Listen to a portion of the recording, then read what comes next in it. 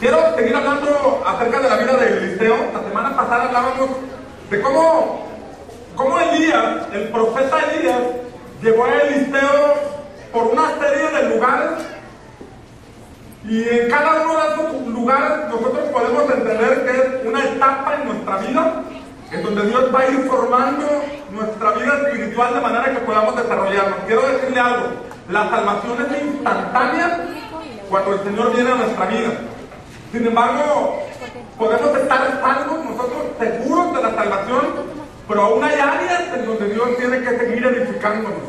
Las emociones, hábitos, costumbres, la manera de pensar. El discipulado implica que nuestra vida pueda ser transformada hasta llegar, según Efesios capítulo 4, llegar a la imagen de Jesucristo, llegar a la estatura de nuestro Señor. Es un camino en donde nosotros tenemos que ir avanzando, siempre buscando un crecimiento. La vida cristiana, hermanos, implica ir avanzando, ir creciendo, siempre avanzando. Dios nunca nos va a tener en una vida estancada o pasiva. El Espíritu de Dios siempre nos va a motivar a seguir adelante. Ahora, veíamos la semana pasada la importancia de ir a Gilgal. En Gilgal, como ya dijimos, Gilgal significa dejar atrás, dar vueltas, escribir nuevas páginas en la historia de nuestra vida. Y cada uno de nosotros debe entender la importancia de este principio, dejar atrás el pasado. La Biblia enseña que el que está en Cristo es nueva criatura. Nos lo podemos saber de memoria, lo podemos tener en un cuadrito en la casa, lo podemos subrayar en la Biblia, pero mientras no lo vivamos, hermanos, estaremos batallando. No podremos vivir una vida cristiana plena y bendecida porque aún seguimos atados a situaciones del pasado. Gilgal es el punto en donde nosotros tenemos como un parteaguas, en donde sabemos que el Señor nos ha liberado de la vergüenza del pasado, nos ha quitado toda culpa, toda condenación, y ahora nosotros podemos con libertad acercarnos a Él y recibir las promesas que Él tiene para nuestra vida. Pero en el segundo libro de Reyes, capítulo 2, que es en donde hemos estado viendo la vida de Eliseo, dice el versículo 1: aconteció que cuando quiso el Señor alzar a Elías en un torbellino al cielo, Elías venía con Eliseo de Gilgal. Y dijo Elías a Eliseo: quédate ahora aquí, porque el Señor me ha enviado a Betel. Y Eliseo le dijo: vive el Señor y vive tu alma, que no te dejaré. Y descendieron a Betel. Miren, el segundo punto, la segunda estación a donde Elías llevó a Eliseo es el lugar llamado Betel. La semana pasada decíamos que Elías es una tipología de nuestro Señor Jesucristo en el antiguo tiempo. Porque Elías, cuando ascendió al cielo, cuando fue arrebatado por Dios, dejó caer un manto. Y la vida de Eliseo estuvo caracterizada por una doble porción del espíritu que había en Elías. Y nuestro Señor Jesús, cuando ascendió al cielo, Él dijo que iba a enviar al Espíritu Santo. Y ese Espíritu Santo que ha enviado a nosotros, dice el Señor Jesús, nos llevará a hacer cosas aún mayores que nuestro Señor Jesús, porque Él está con el Padre. Entonces, si nosotros entendemos que este Elías viene siendo como un Jesús al cual tenemos que seguir sus pisadas, seguir su ejemplo, la segunda estación a donde Elías llevó a Eliseo se llama Betel. Ahora, Betel, hermanos, Betel literalmente significa casa de Dios y puerta del cielo. Casa de Dios y puerta del cielo. En Betel encontramos de referencia en Génesis capítulo 28 el por qué se le puso Betel a ese lugar. En Génesis 28, versículo 10, encontramos por qué se le puso Betel a ese lugar. Y dice la palabra que Jacob iba huyendo de su hermano. Su hermano lo quería matar, su hermano quería acabar con su vida. Y dice el versículo 10 que salió pues Jacob de Berseba y fue a Harán. Y llegó a un cierto lugar y durmió allí, porque ya el sol se había puesto. Y tomó de las piedras de aquel paraje y puso a su cabecera y se acostó en aquel lugar. Y soñó, versículo 12, Génesis 28, 12.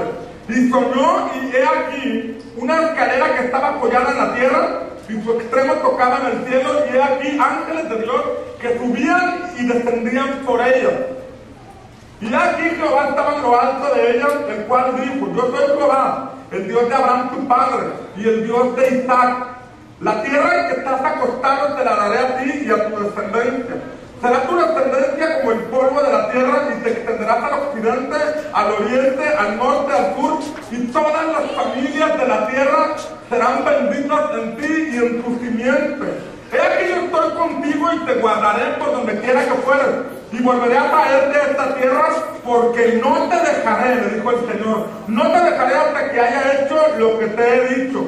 Y despertó Jacob de su sueño y dijo, ciertamente el Señor está en este lugar, y yo no lo sabía. Jacob dijo, el Señor está en este lugar, y yo no lo sabía. Él no había tenido una revelación de parte de Dios. Él había escuchado que sus padres le hablaban de Dios. Él había escuchado que su abuela había recibido una promesa de parte de Dios, pero él no sabía que estaba cerca de Dios. Y en el versículo 18, se levantó Jacob aquella mañana y tomó la piedra que había puesto de cabecera y la alzó por señal y derramó aceite encima de ella. Y llamó el nombre de aquel lugar Betel. Dice aquí que llamó el nombre de aquel lugar Betel. ¿Por qué? Porque ahí tuvo un encuentro con Dios. Ahí Dios se manifestó a él. Ahí tuvo una revelación de Dios para su vida.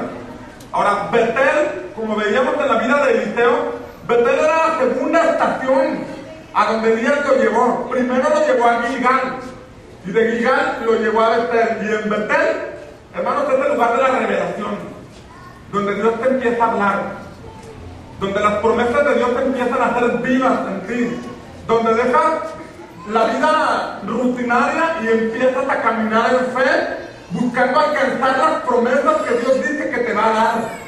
Sin embargo, antes de llegar a Betel, necesitamos pasar por Gilgal. Antes de llegar a este punto, necesitamos que Dios trabaje en nuestro corazón. Gilgal, como decíamos, es dejar atrás la vergüenza del pasado, nuestros errores, nuestro pasado, nuestro pecado, nuestro peso de culpa, sentimientos de condenación. Tal vez tú has estado caminando con el Señor y has tropezado una y otra vez, y crees que ya Dios no te quiere bendecir o no te va a bendecir por tus errores. Tal vez los has hecho voluntaria o involuntariamente. El asunto es que si no pasas por Gilgal, si no llegas a ese punto en donde Dios te libera de toda culpa, de todo sentimiento que te puede estorbar, tú no puedes llegar al punto de Betel.